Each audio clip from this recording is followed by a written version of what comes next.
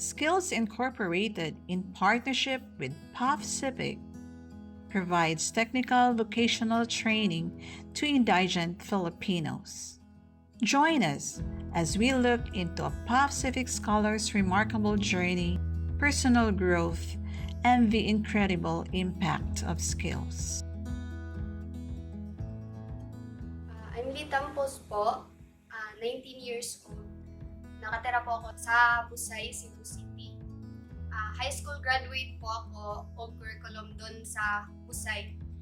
Lumaki po talaga ako sa probinsya, sa Barile, South. Nakatira po ako sa pamilya ko, sa mama at papa ko.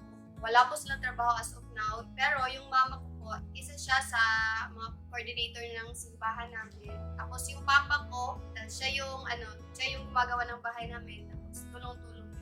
Saka yung mga kapatid ko. Before po ako napunta dito sa skills is, ang ginagawa ko lang po sa amin is nagtatahi ng mga tote bag. Tapos ibinibenta ko online. Yan yung source of income ko po. Inquire ako dito kung anong available na vocational course. Tapos sinabi sa akin nag-assist sa akin about formworks. Nag-yes agad ako. Pagdating ko po dito, ang alam ko lang po sa construction is about carpentry, masonry. Tapos nung nandito na po ako, is may bago akong natutunan about construction, which is formworks.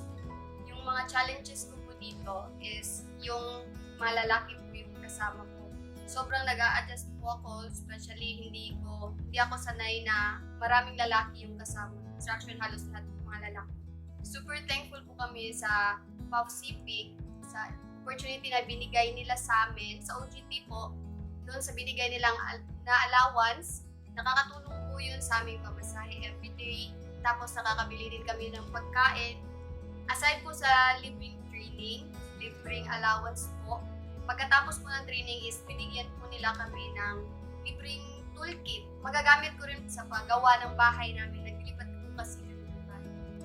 Sa ngayon po is pina-process ko na po yung requirements ko para makapag-trabaho na po ako sa primary structures. Thank you, PAF Civic. Thank you, Skills.